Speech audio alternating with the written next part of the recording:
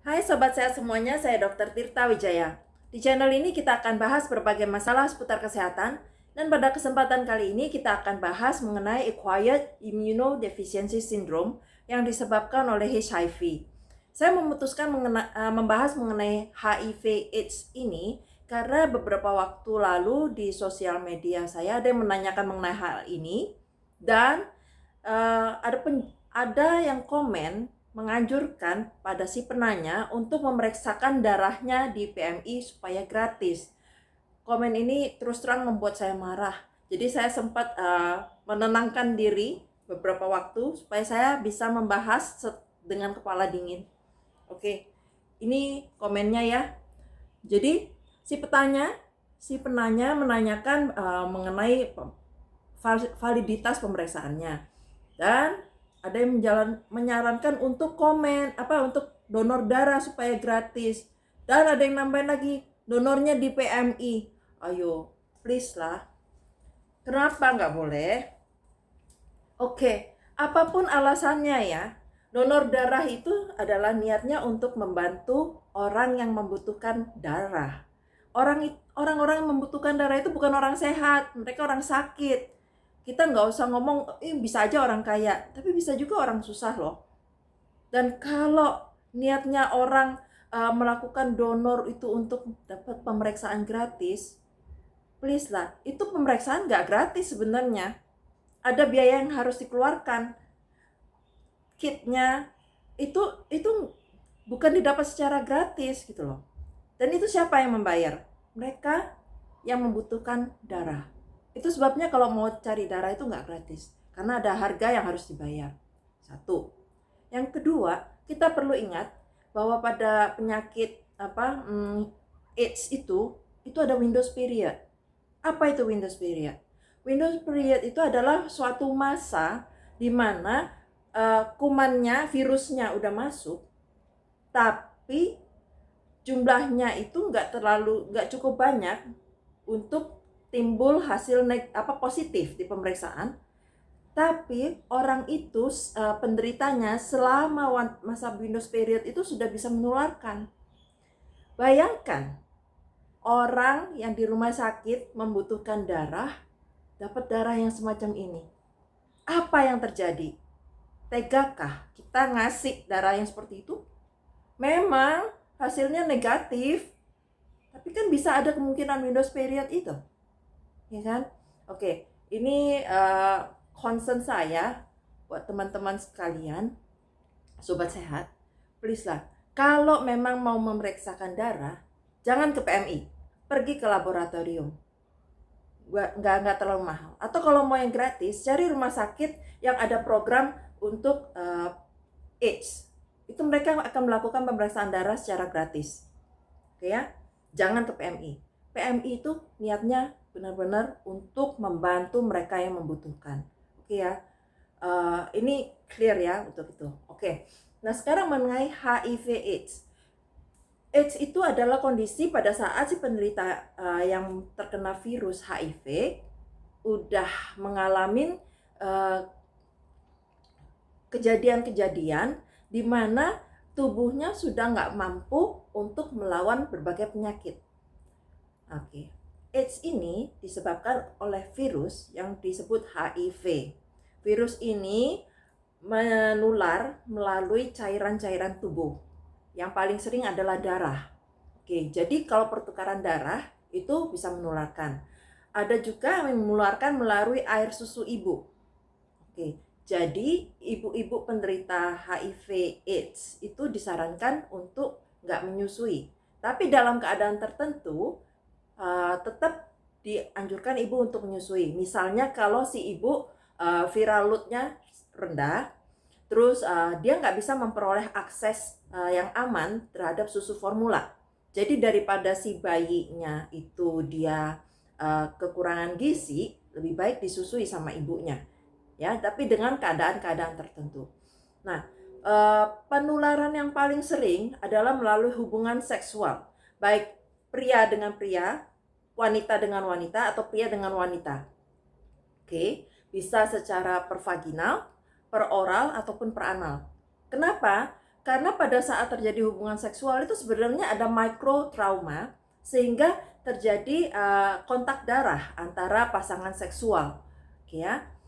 Nah, terus yang sering juga yang mungkin jarang diekspos itu pemakaian jarum suntik, oke ya. Jarum suntik kalau di rumah sakit, di klinik itu relatif aman. Kenapa? Karena kita memakai yang sekali pakai buang. Jadi nggak dipakai untuk berkali-kali untuk pasien yang sama atau pasien yang lain. Nggak berkali-kali. Oke. Yang biasanya terjadi adalah pada para pemakai narkoba. Mereka satu jarum rame-rame. Itu yang sangat beresiko menularkan HIV. Oke. Terus ada juga pada yang tindik, ya. Kalau tindiknya kita pakai yang tembak, pakai langsung dengan antingnya, itu aman karena sekali pakai udah ditembak, antingnya langsung terpasang. Tapi bagaimana kalau yang bikin tindik sendiri atau yang bikin dengan cara tradisional? Jarumnya dipakai berkali-kali pindah ke satu orang ke orang lain. Oke, itu beresiko. Yang risiko lagi juga tato. Tato itu saya bukan ngomong tato temporary yang pakai stiker ya, tapi adalah tato yang pakai jarum.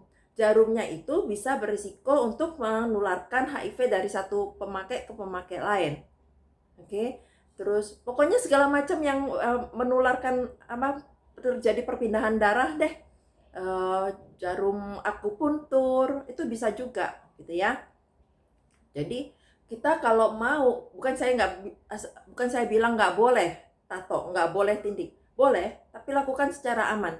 Pakai yang jarumnya sekali pakai buang, mahal tapi aman. Oke. Nah, terus kalau yang lainnya relatif jarang sih ya, misalnya kayak transfusi darah itu kalau dilakukan secara aman itu relatif jarang, karena memang benar PMI akan memeriksa darah yang disumbangkan, oke ya. Cuma kalau trennya banyak orang yang ngetes darah ke PMI, itu tentu meningkatkan risikonya. Jadi sekali lagi, please jangan ngetes darah di PMI, apapun penyakitnya. Oke? Nah, terus bagaimana cara kita mencegah penularan dari HIV? Tentu dengan tidak melakukan hal-hal yang beresiko. Tidak melakukan hubungan seksual yang tanpa pengaman. Dulu pernah waktu saya kasih penyuluhan semacam ini, ada nyelotok, "Alah, minum pil KB aja aman." Lain ya urusannya. Pil KB itu untuk mencegah kehamilan, enggak mencegah penyakit menular seksual, termasuk HIV AIDS.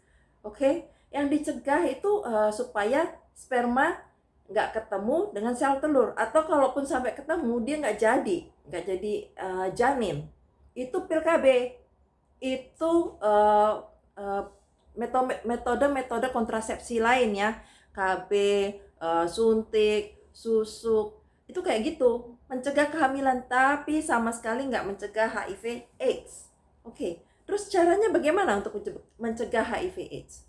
Satu, yang mencegah terjadinya hubungan darah. Jadi kalau melakukan hubungan seksual, gimana caranya dilakukan supaya organ kelamin yang satu tidak bertemu langsung dengan organ kelamin yang lain. Caranya itu ABC. A adalah abstinence, artinya tidak melakukan hubungan seksual. Kalau nggak melakukan hubungan seksual, ya pasti nggak mungkin menular dong penyakit menular seksual. Nggak melakukan kok.